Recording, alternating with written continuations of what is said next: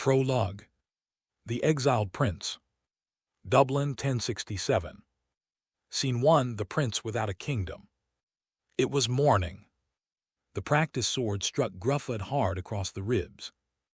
The blow drove the breath from his lungs and sent him stumbling backwards across the damp grass.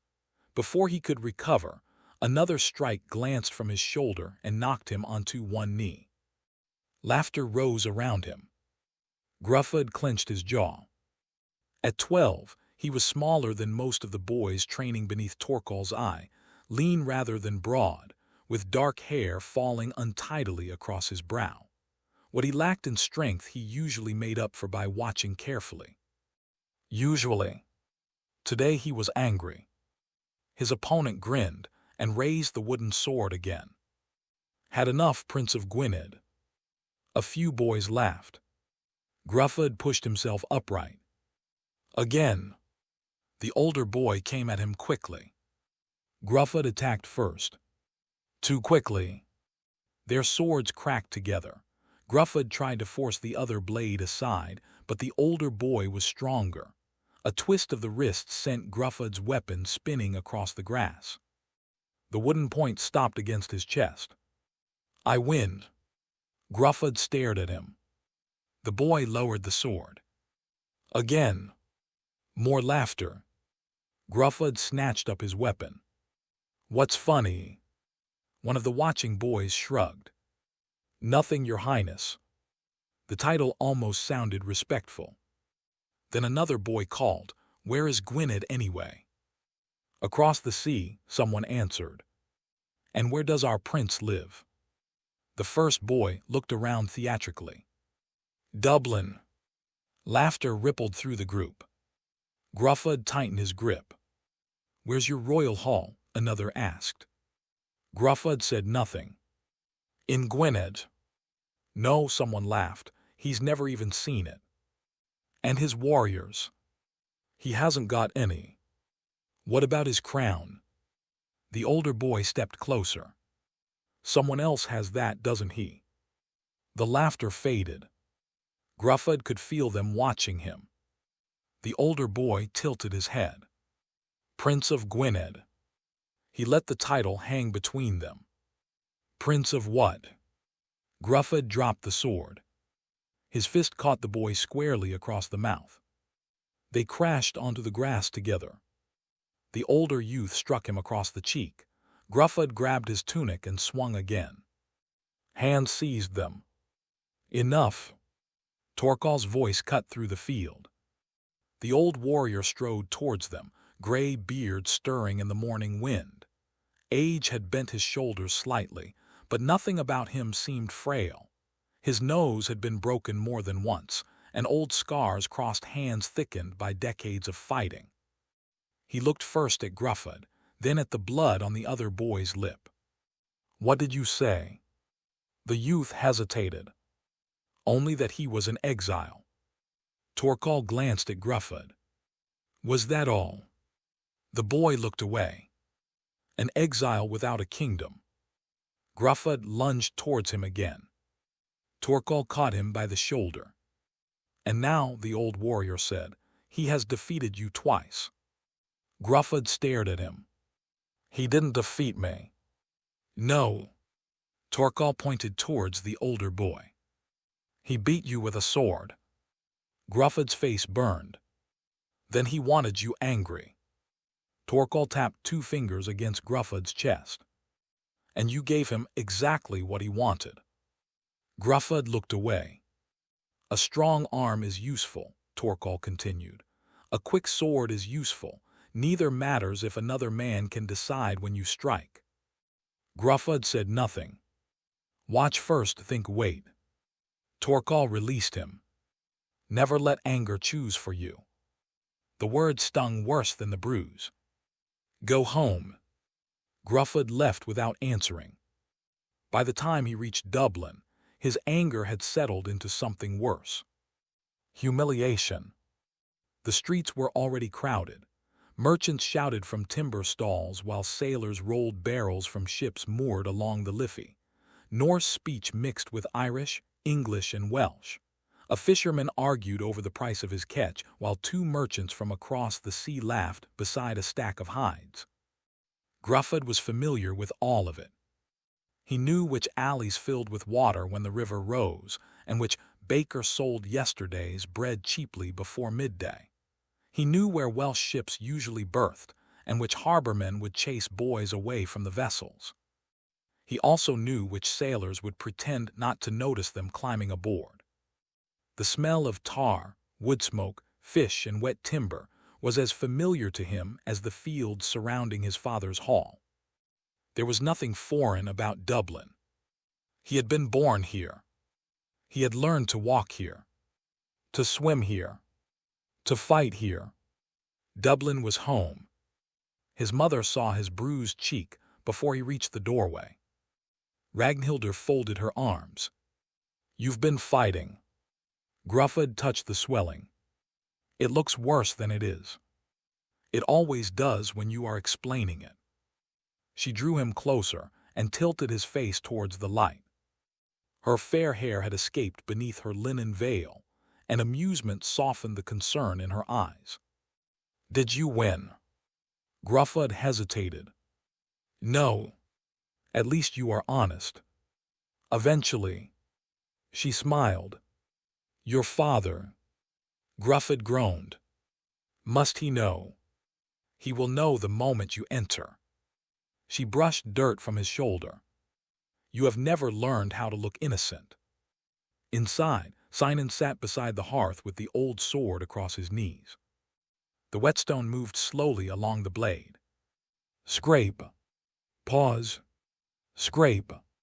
Gruffydd had heard that sound for as long as he could remember. He had never wondered why his father cared for the weapon so carefully. Sinan looked up. His eyes went immediately to the bruise. "What happened?" "Training." "Torkel." "No. One of the boys." Gruffydd sat opposite him. Sinan waited. Gruffydd hated that. His father could make silence feel like an interrogation. "They called me an exile." Sinan returned the whetstone to the blade. "You are." Gruffydd frowned. "They said I had no kingdom." The scraping stopped. "And what did you tell them?" Gruffydd hesitated. "I hit him." Sinan looked unimpressed. "An argument worthy of a prince." Gruffydd's jaw tightened. "They laughed when they called me that." Sinan said nothing. "They asked where Gwynedd was, where my hall was, where my warriors were." He looked around their familiar timber home. "They asked where my crown was." Still Sinan waited. Gruffydd could feel the frustration rising again. "All my life you've told me I belong to Gwynedd. Everyone says you're a Welsh prince. Everyone says our family ruled there." His father's expression changed slightly. "But we live here." Gruffydd looked directly at him. "If I'm Prince of Gwynedd, why have I never seen Gwynedd?" The question seemed to settle across the hall. Behind him, Ragnhildur became still. Sinan lowered his eyes. For a moment he looked not at Gruffydd, but at the sword resting across his knees. When he spoke again, his voice had changed. Quieter. Older. "Because when I was 15 years old." He rested one hand upon the worn leather grip. "My father was killed." Scene 2, the night Gwynedd fell. 15. Gruffydd stared at his father. Sinan nodded. 15. Gruffydd tried to imagine it. 3 years. That was all that separated the boy. He was now from the age his father had been when everything changed. Until that moment, Sinan's exile had always seemed ancient to him, something that belonged to another world of dead kings and forgotten battles. Now it suddenly felt close. What was grandfather like? Sinan looked down at the sword across his knees. Aego ab Idwal was king of Gwynedd. That isn't what I asked. A faint smile touched Sinan's face. No. He leaned back slightly. He was proud, too proud sometimes. He expected loyalty because his fathers had received it before him. And did they? For generations. Sinan's eyes moved towards the fire. The House of Aberffraw had ruled Gwynedd longer than any living man could remember. My father was king. I was his heir. He shrugged. When you are 15, things like that seem permanent. Gruffydd frowned. But they were. No. The answer came quietly. Sinan ran his thumb along the worn leather grip. There had been trouble for some time. I understood less of it than I believed. What kind of trouble? Men changing sides, messengers arriving at strange hours, conversations ending when I entered. Sinan smiled without humor. I thought they stopped because I was young. They did. They stopped because they did not know whether I could be trusted with what they were saying. Ragnhildr had taken a seat near the hearth now, a piece of mending resting untouched in her lap. Sinan continued. My father became more guarded. Men he had relied upon stopped appearing. Others remained but watched him differently. And Gruffydd ap Llewellyn. Sinan looked at his son. You know the name. Everyone knows it. He was becoming powerful. His father, Llewellyn ap Exile, had briefly ruled Gwynedd before my father. Gruffydd ap Llewellyn had inherited his father's ambition, if nothing else. Gruffydd leaned forward. So grandfather knew Gruffydd ap Llewellyn was coming. He knew something was coming. Sinan paused. I didn't. What happened? The question was barely above a whisper. Sinan stared into the flames. I remember shouting. Gruffydd waited. Then steel. His father's fingers tightened around the sword. At first, I thought enemies had broken into the household. I grabbed for a weapon and went towards the noise. Ragnhildr glanced at him. You were 15. I thought that made me a man. You still think that sometimes. Sinan ignored her. My mother found me before I reached the hall. Gruffydd looked up quickly. Your mother. She took hold of me and told me we were leaving. You just left. I argued. That sounds like you. Ragnhildr smiled faintly. Sinan did not. I told her my father needed me. The room had gone very quiet. One of his men came through the doorway, a man I knew. Sinan's voice roughened slightly. There was blood on him.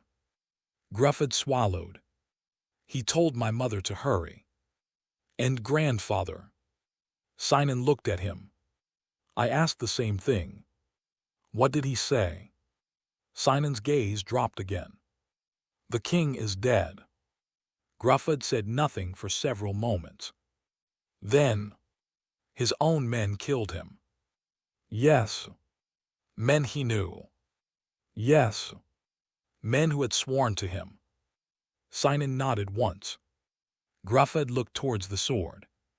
Did Gruffydd ap Llewellyn order them to do it? I don't know. Gruffydd frowned. You must have asked. For 28 years. And you still don't know. No. Sinan met his eyes. Perhaps Gruffydd encouraged them. Perhaps he knew and waited. Perhaps he knew nothing until my father was already dead. Or my father's men saw which way power was moving and decided they preferred to stand beside the man they thought would win. Gruffydd's expression hardened. Cowards. Perhaps. Sinan's voice remained calm. Or frightened men, ambitious men, men protecting their families, men who believed Gwynedd needed another ruler. You defend them. No. The answer came sharply. I understand that men rarely betray kings for only one reason. Gruffydd fell silent. What happened to Gruffydd ap Llewellyn? He took Gwynedd. Immediately. Soon enough. Then why didn't you stay? Sinan gave a short, humorless laugh. And do what? Fight him. I was 15. You were Aego's son. Exactly. Gruffud hesitated. Sinon leaned forward. My father was dead. Half his household could no longer be trusted. Gruffud ap Llewellyn was rising, and I had become the surviving son of the man whose throne he now wanted. Ragnhildr spoke softly. Which made your father valuable. Sinon nodded. And dangerous. Gruffud understood. If they killed you too, there would be one less Aberffraw claimant. The words settled heavily between them. Sinon looked towards the sword again. One of my father's remaining men caught us before we left for the coast. Gruffud followed his gaze. He had that. Sinon nodded. He put it into my hands. How did he get it? I never knew. Did he take it from grandfather? Perhaps. Sinon's expression tightened. I never asked. What did he say? Sinon's thumb moved slowly across the grip. This was your father's. That was all. That was enough. Gruffud imagined it. No hall. No crown. No warriors kneeling before the new heir. Just a frightened 15-year-old holding his murdered father's sword. Your mother made you leave. She saved my life. Sinon looked towards Ragnhildr for a moment, then back to his son. I wanted to turn back. She would not allow it. She told me my father was beyond saving. Gruffud's voice softened. And you? We traveled towards the coast with only a handful of loyal men. Sinon did not describe every mile. He did not need to. Gruffud could see enough in his father's face. You crossed from Mon. Yes. Were you afraid? Sinon looked almost surprised by the question. Terrified. Gruffud had never heard him admit that before. I stood aboard the ship with this sword in my hands and watched the land disappear. He looked towards the doorway, though beyond it lay only the familiar fields around Dublin. I could see Mon behind us, beyond it the mountains. Oriri. Sinon nodded. I watched until there was nothing left but sea. Gruffud studied his father. For the first time, he did not see Sinon as the man who had always lived beside this hearth. He saw a boy only 3 years older than himself, carrying a dead king's sword onto a ship. Where did you go? Sinon looked around the hall. Then he smiled faintly. Here. Scene 3, The Exile. By afternoon, the clouds had thinned and a pale sun shone over Dublin. Sinon had business near the harbor and told Gruffud to come with him. They walked together through streets Gruffud had known all his life. He barely noticed the things around him. The smith hammering iron beside an open doorway. The smell of bread from a nearby oven. A priest picking his way carefully around a puddle, while 2 boys drove pigs through the mud. At the river, the noise grew louder. Sailors shouted from the quays. Ropes creaked. Barrels rolled over timber planks. Gulls fought over scraps beside the water while ships crowded the waterfront, some broad and heavy with cargo, others long and narrow enough to remind Gruffud of war. Sinon stopped. Gruffud nearly walked into him. What? His father was looking towards the river. That was where I first saw Dublin. Gruffud followed his gaze. Here. Near enough. Gruffud frowned. He had crossed this part of the town hundreds of times. There was less of it then, Sinon said, though at 15 it seemed enormous. Gruffud looked around. You were frightened of Dublin. I was frightened of almost everything. That admission still sounded strange coming from his father. Sinon nodded towards the harbor. I had never seen so many ships together, nor heard so many tongues spoken in one place. A group of sailors passed them, arguing loudly in Norse. Gruffud understood enough to know they were complaining about a merchant who had changed his price. Sinan smiled when he noticed. You understood more of that than I did when I arrived. You didn't speak Norse. Not enough to be useful. What about Irish? Even less. Gruffud grinned. So you couldn't understand anyone. I understood my mother. That must have been difficult. It was more than enough. Sinan started walking again. Gruffud stayed close beside him. I remember merchants everywhere, Sinan continued. Men from Ireland, the Isles, England, Wales, Norsemen whose fathers had been born here and others who had crossed the sea only weeks before, warriors looking for service, priests, craftsmen. His expression darkened slightly. And slaves. Gruffud glanced towards him. Dublin's slave markets were not something children were encouraged to stare at, though everyone knew they existed. You came with grandmother, and a few men who had remained loyal. And the sword. Sinan nodded. The sword. That was all. Almost. Gruffud stared across the busy waterfront. Yesterday he might have imagined an exiled prince arriving with chests of treasure, servants and horses. Now he pictured his father at 15 with far less. What did you do? At first. Yes. Whatever my mother told me. Gruffud laughed. Sinan looked wounded. You find that surprising? Yes. So would she. They continued along the quay. After a while Sinan said, we had lost land, wealth, and almost everyone upon whom my father had relied, but we had not lost everything. Gruffud looked at him. What did you have? My name. Gruffud waited. Sinan glanced down at him. Sinan Aberffraw. Gruffud had heard his father introduced that way countless times. Suddenly it sounded different.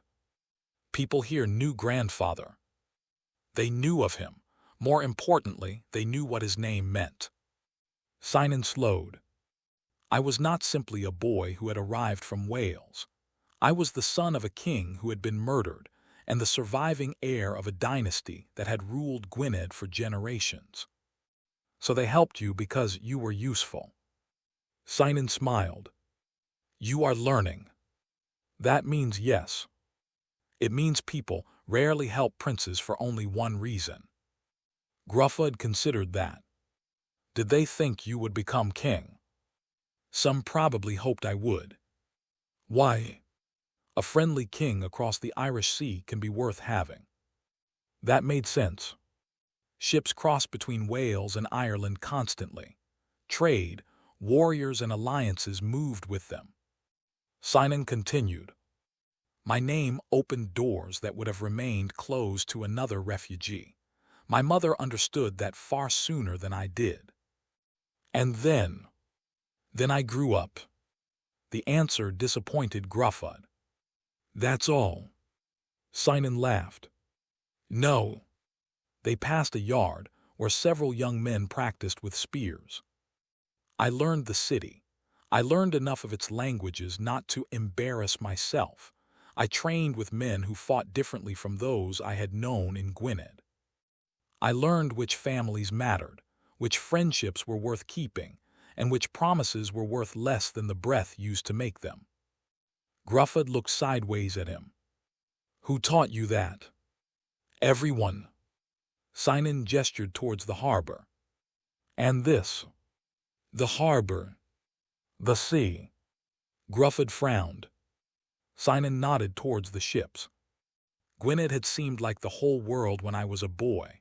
Dublin taught me that kingdoms do not stand alone. Men cross seas, so do armies, gold, news, marriage agreements, enemies. And princes. Sinan smiled. And princes. He walked to a nearby merchant and purchased supplies.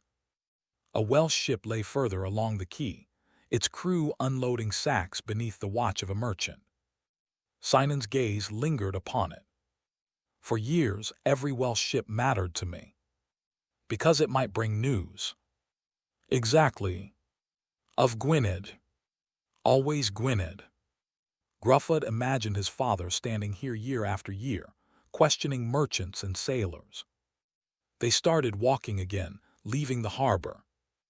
At first I thought we would return within months, Sinan said. You really believed that? I was 15. Gruffydd accepted the explanation. Then I thought perhaps a year. Sinan's expression became more serious. But Gruffydd ap Llewellyn did not weaken. He had taken Gwynedd and then continued expanding his power until his name was known throughout Wales and beyond. Every year I waited for something to break, Sinan said.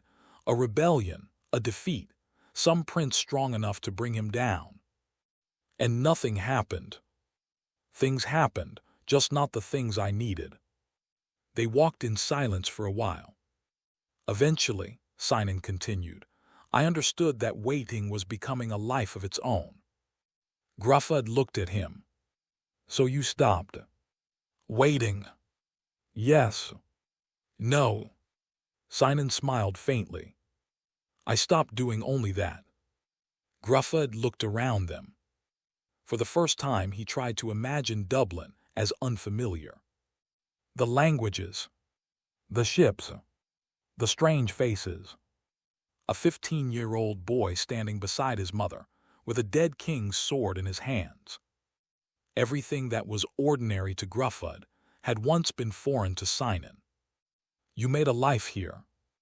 I did. Was that difficult? At first. And now? Sinan looked around the city. There was affection in his expression. Now I know which baker sells yesterday's bread cheaply before midday. Gruffydd laughed. You know about him. I knew about him before you were born. They continued towards home. After several moments, Gruffydd asked quietly, Did you ever stop wanting Gwynedd? Sinan did not need to think. No. The answer was simple. Certain. Gruffydd walked a few more paces. Then another thought occurred to him. If you were here all those years. Sinan glanced down. When did you meet ma'am? For the first time since they had left the harbor, a broad smile appeared on his father's face. That, Sinan said, is a very different story. Scene 4, Ragnhildr. They were almost home when Gruffydd asked the question again. So when did you meet ma'am? Sinan glanced at him. You are determined to know everything today. You started it. That is true. By the time they reached the hall, the light had begun to soften over the fields. Smoke curled from the roof, and the smell of roasting onions drifted through the doorway. Ragnhildr stood beside the table sorting herbs. Sinan removed his cloak. I first met your mother at a gathering near the harbor. Ragnhildr did not even look up. No, you didn't. Gruffydd stopped. Sinan frowned. I did. You first saw me near the harbor. That is what I said. It is not. Gruffydd smiled. His father sighed. This is why stories should be told when the people involved are not present. Ragnhildr finally looked at him. This story has improved every year since we married. I remember it perfectly. You remember yourself perfectly. That is often the important part. Gruffydd laughed. Ragnhildr pointed towards the bench. Sit down before he turns it into a saga. They gathered near the hearth. Sinan rested his forearms upon his knees. By then I had been in Dublin for years. People knew who I was. Ragnhildr nodded. That part is true. I was no longer the frightened boy who arrived from Gwynedd. No, she said. You had become the solemn young man who reminded everyone that his grandfather's grandfather had been a king. Sinan looked offended. I did not. You did. Gruffydd grinned.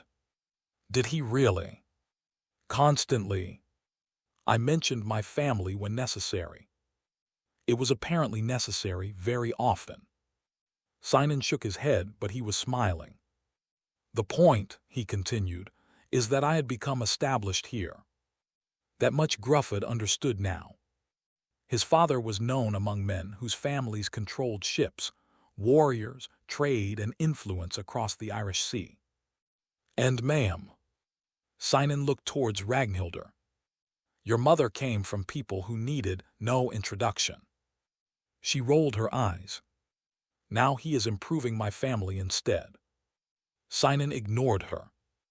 Ragnhildr's kin belonged to Dublin's Norse Gaelic royal world, families whose power stretched beyond the town itself through marriage, trade, and alliances across Ireland and the sea.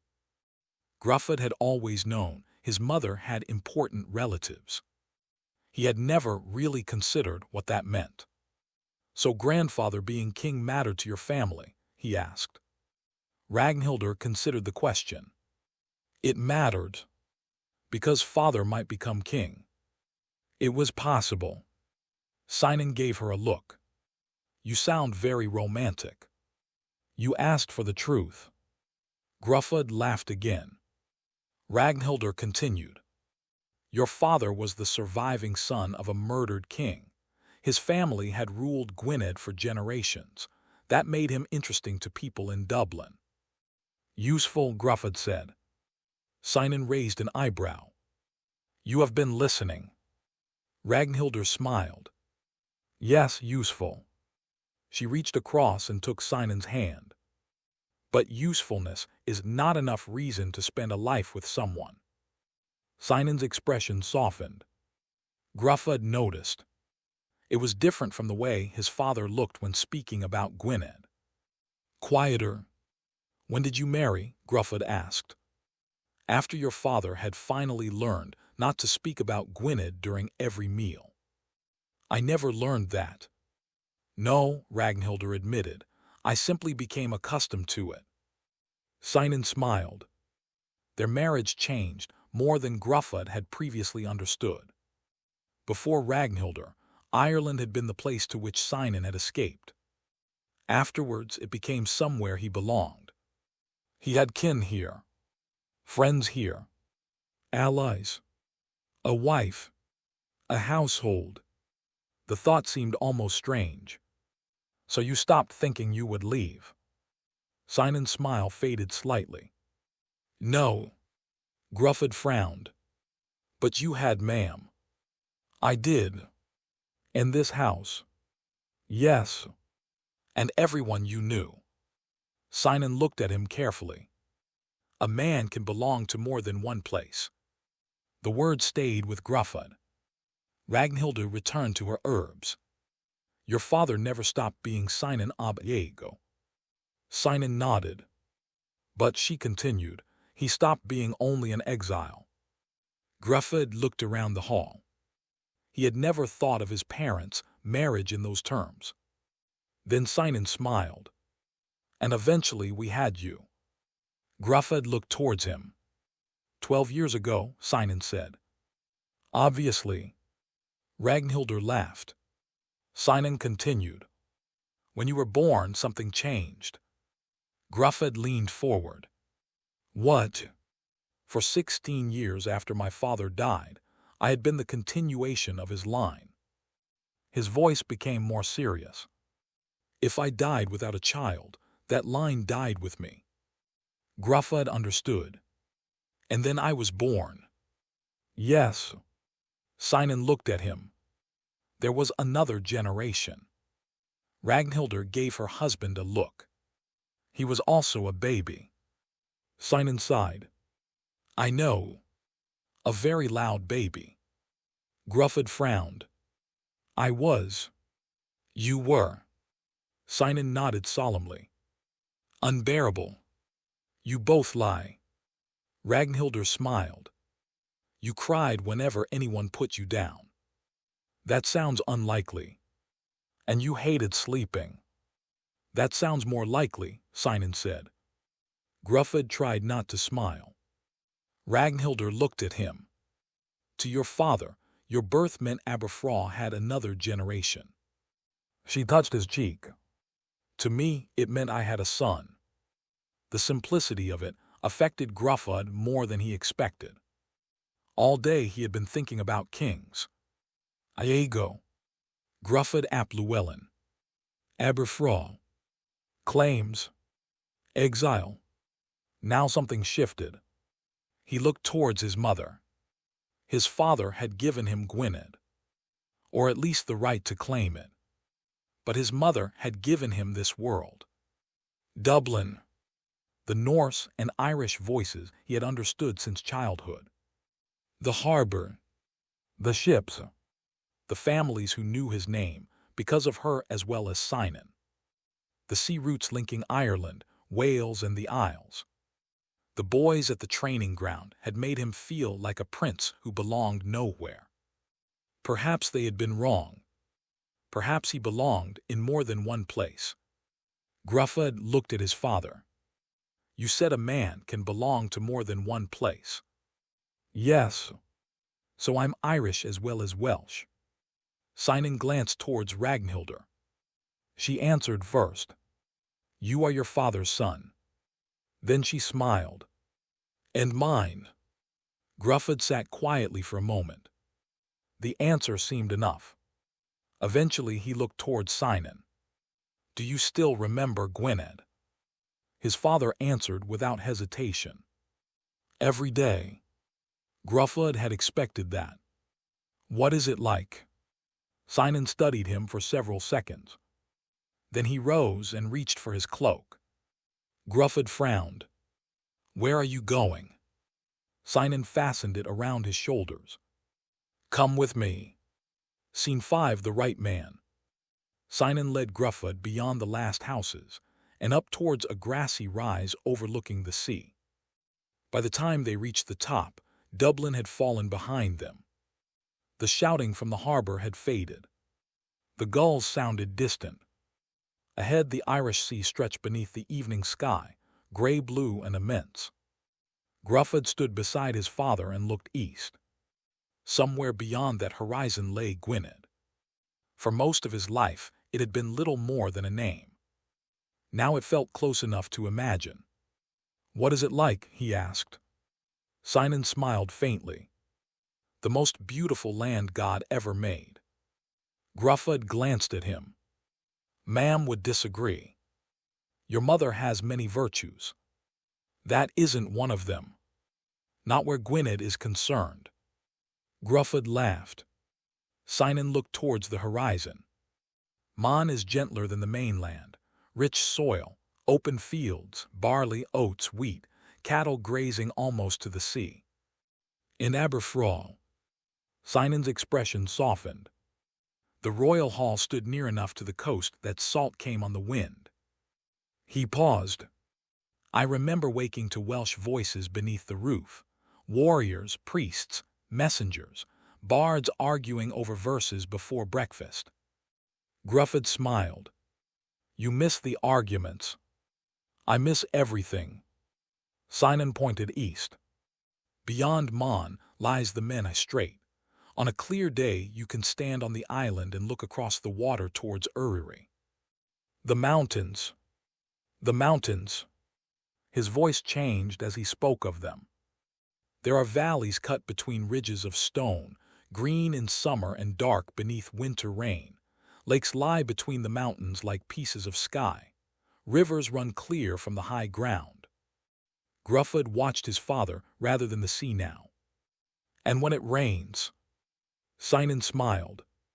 It rains often. That doesn't sound beautiful. It is when you have been away long enough. Gruffud understood. These were not simply places his father remembered. They were the last things he had seen while escaping at 15. What do you miss most? Cynan did not hesitate. All of it. For a while neither spoke. Then Cynan unfastened the sword at his side. Gruffud's eyes immediately followed it.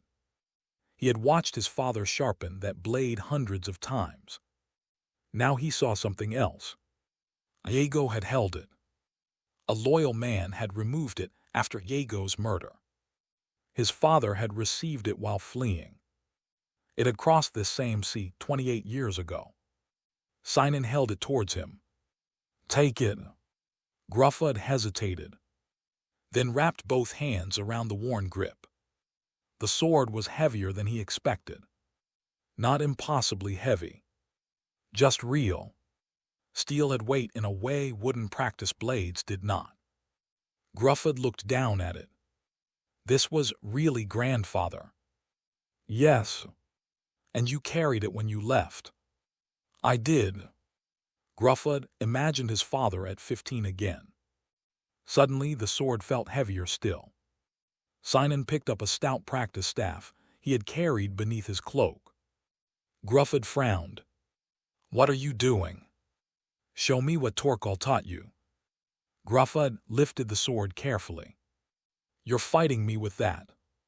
If you are as good as you believe, it should not matter." Gruffud attacked. Sinan stepped aside. The staff struck the flat of the blade and sent Gruffud stumbling. He recovered immediately and swung again. Sinan turned the blow away. Again. Blocked. Gruffud's jaw tightened. He attacked harder. Sinan knocked the sword aside and pressed the end of the staff against his chest. "Dead." Gruffud lowered the sword. "You cheated." "How?" "You know what I'm going to do." "So should you." Gruffud frowned. Sinan lowered the staff. "What did Torkal teach you this morning?" Gruffud said nothing. His father waited. Gruffud sighed. "Watch." "Yes." "Think." "Yes." "Wait." And Gruffud looked away. "Don't let anger choose for you." Sinan raised the staff again. Then stopped choosing with anger. They circled. This time Gruffud waited. Sinan shifted his weight. Gruffud almost reacted. Almost. He stopped himself. Sinan smiled. Then attacked. Gruffud turned the staff aside. Another strike came. He blocked it. Sinan feinted left. Gruffud stayed still. The real attack came from the right. He caught it. For the first time, Sinan stepped backwards. Gruffud smiled. "That was better. I nearly hit you. You nearly understood why you didn't." Gruffud lowered the sword. Sinan sat upon the grass. After a moment, Gruffud joined him. The sea stretched before them. Gruffud rested Iago's sword across his knees. "Will you go back?" Sinan became still. "I have spent half my life asking myself that." And his father looked towards the eastern horizon. Then down at the sword. "Perhaps I was not the one it was waiting for." Gruffud stared at him. "Me?" Sinan looked at his son. "Perhaps." Gruffud frowned. "I'm your son." "Yes." "Grandfather's grandson." "Yes." "Then Gwynedd is mine." Sinan shook his head. "You have a claim to Gwynedd." "What's the difference?" "A claim tells men why they might follow you." His eyes remained on Gruffud. "It does not tell them whether they should." Gruffud looked back at the sword. "Then how will you know?" "I'll watch." "For how long?" "For as long as it takes." Sinan held out his hand. Gruffud reluctantly returned the weapon. His father looked at it for a moment. "One day another hand will carry this." "Mind." Sinan studied the 12-year-old boy beside him. "If you're the right man." They walked home as darkness gathered. Once Gruffud looked back. Somewhere across that water was Gwynedd. His grandfather had ruled it and died. His father had lost it and survived. His mother had given that exile another home. And somehow Gruffud belonged to both shores. That night after supper, the fire burned low. Gruffydd eventually rose for bed. At the doorway he stopped. Behind him came the familiar sound. Scrape. Pause. Scrape. Sinan sat beside the hearth sharpening Aego's sword. Gruffydd had heard that sound for as long as he could remember. Until today, it had meant nothing. Now he understood. The sword had survived Aego. It had survived betrayal. It had survived flight. It had crossed the Irish Sea. His father had preserved it for 28 years. And perhaps one day it would cross the sea again. Gruffydd listened for another moment. The whetstone moved slowly along the blade. The sound of exile and of inheritance.